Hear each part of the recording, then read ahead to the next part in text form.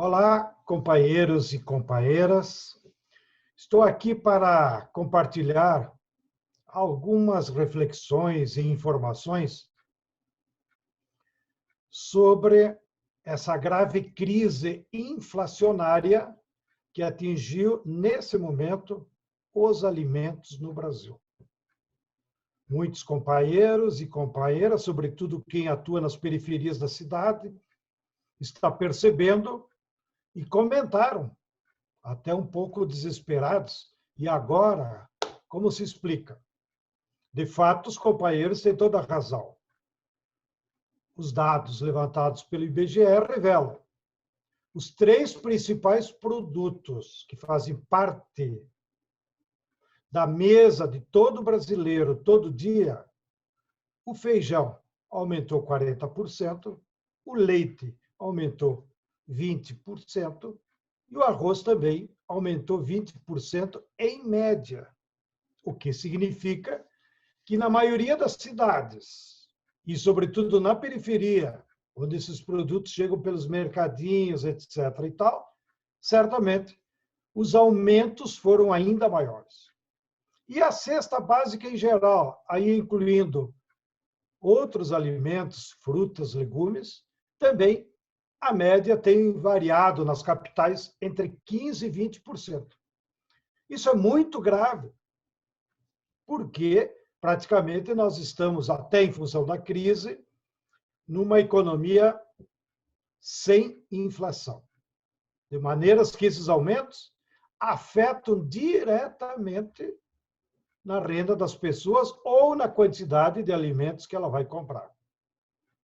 E por que isso aconteceu? Todos esses produtos foram colhidos em março, abril, e o leite, todo mês, o número de vacas nem aumentou, nem diminuiu. Então, como é que se explica que houve um aumento tão exagerado? Só tem uma explicação.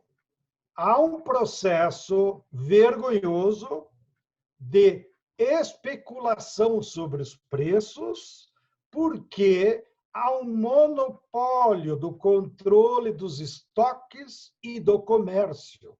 Portanto, os responsáveis não são os produtores ou agricultores, que já tinham entregue a produção e já tinham vendido. E esses produtos, então, já na mão de grandes empresas atacadistas, os chamados cerealistas, tá? Promoveram o aumento de preço, até para tirar um certo proveito, porque na medida em que 65 milhões de brasileiros receberam ajuda emergencial daqueles R$ 600, todo mundo sabe que a maior parte daquele dinheiro foi para comida. Não? Bom, e no caso do leite é mais patético, porque o preço do leite no Brasil, historicamente, é controlado por 4 ou 5 grandes empresas que têm o controle absoluto do mercado, seja a Nestlé, a Parmalat, a Danone ou outras. De maneiras que as nossas cooperativas, mesmo comercializando leite, elas se obrigam a seguir os preços determinados pelo mercado, que na verdade não é mercado.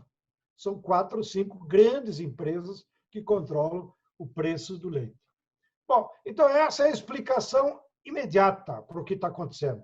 Porém, há outras causas estruturais na agricultura brasileira que nos impedem, então, de tomar medidas e reagir a isso.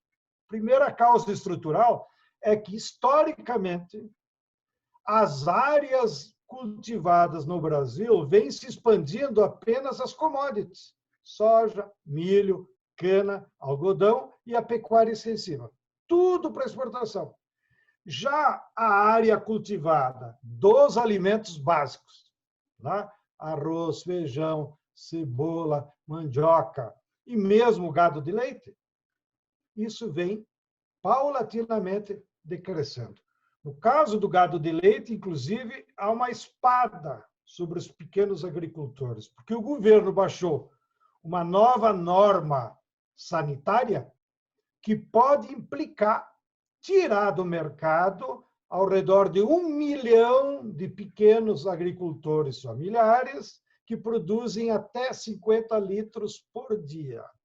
Eles estão impondo falsas condições sanitárias, que, na verdade, vai impulsionar uma maior concentração também na produção de leite. Bem, o outro motivo estrutural é que, na prática, desde a derrota do governo Dilma, está havendo um desmonte de todas as políticas públicas que protegiam a agricultura familiar e a produção de alimentos. Então, a Conab, que é a nossa empresa estatal responsável por controle de estoque e garantir o abastecimento, como está até no nome, está praticamente virou numa tapera velha. Não tem mais nenhuma ingerência no controle de estoques ou influência do mercado. Quando deveria ser o contrário, a Conab ser um instrumento poderoso para poder regular e garantir a segurança alimentar. Também foi abandonado o PA, Programa Antecipado de Compra de Alimentos. Esse programa induzia a que os agricultores produzissem alimentos saudáveis e tivessem a garantia do governo que ia comprar com preço justo. E, no caso dos agroecológicos, inclusive, com uma margem de 20%, 30% a mais no preço pago aos agricultores. De maneira que o PA era um poderoso instrumento que estimulava a produção imediata de alimentos. Nos bons anos do Lula, a Conab, que é a operadora do programa, chegou a aplicar R$1 bilhão por ano, que comprou 367 tipos diferentes de alimentos, que é, no fundo, essa riqueza da culinária brasileira. Bem, também o desmonte do PA, do PENAI, que é a merenda escolar. Sim, mas as escolas não estão funcionando, é verdade. Porém, o movimento camponês sugeriu ao governo manter os recursos do PENAI e mandar lá para as escolas do interior e as escolas da periferia, para que as escolas, em vez de fazer a merenda e chamar as crianças para aglutinar, as escolas transformassem aqueles recursos da merenda em cesta básica de alimentos fundamentais para as famílias das crianças. E, por último, como causa também imediata dessa desproteção total, é que nós, dos movimentos camponeses, apresentamos para o governo a retomada do PA, a retomada do PENAI, e, junto com os deputados de oposição, apresentamos o PL 735, que foi aprovado na Câmara, foi aprovado no Senado, e o tal do capitão Bolsonaro simplesmente vetou. E olha que medida simples.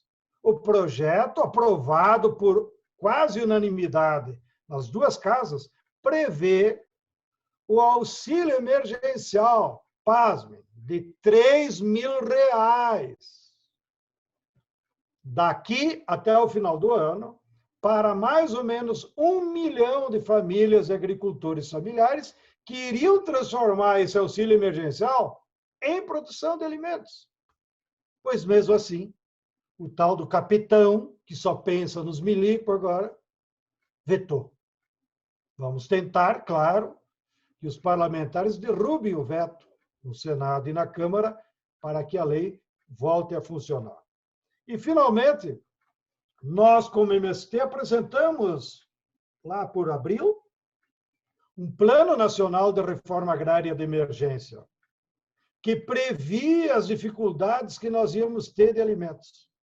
E, portanto, sinalizamos, sugerimos que o governo poderia recolher em terras das empresas que têm dívida ativa já vencida para a União. Essas empresas possuem em seu patrimônio 6 milhões de hectares. E elas não usam para a agricultura. E muitas dessas áreas estão próximas das cidades, porque, no fundo, é para especulação imobiliária. Então, o governo poderia recolher sua dívida à União em terras, sem nenhum custo aos cofres públicos, e nós transformar essas áreas em cinturão verde. Ou seja, organizar a produção de hortaliças, de galinha caipira, de ovo caipira, enfim, de alimentos de rápida produção. E, ao mesmo tempo, daríamos emprego para milhões de brasileiros que moram na periferia da cidade e que poderiam, então, trabalhar nessas hortas, nessa criação de galinha e produzir seus próprios alimentos de maneira rápida, porque uma horta, num mês, já começa a produzir, né? E amenizaria as dificuldades, além do emprego e, eventualmente, vender parte da produção dessas hortas. Nenhuma dessas propostas, nem o PA. Nós sugerimos 1 bilhão para o PA.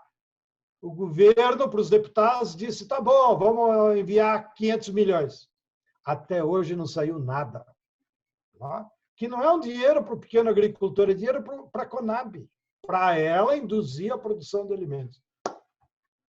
Assim, companheiros e companheiras, lamento lhes informar, mas virão dias piores ainda nos próximos meses.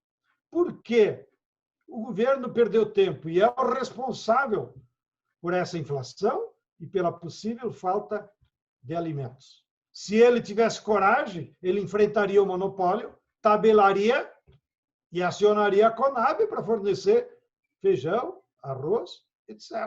Inclusive, desapropriando estoques privados, porque alimento é energia para o povo. Uma empresa não pode especular com alimento, se aproveitar dessa pandemia para ter uma acumulação fantástica com leite, arroz e feijão. Mas a gente sabe que desse governo pouco pode se esperar. Daí que, possivelmente nos próximos meses, nós ainda teremos dificuldades, porque mesmo que sejam sinalizadas medidas para a produção agrícola agora, e os agricultores se puserem a plantar, isso só vai aparecer no início do ano que vem. Essas são algumas das informações e reflexões que nós queríamos compartilhar como MST para todos vocês. Um grande abraço a cada um e a cada uma.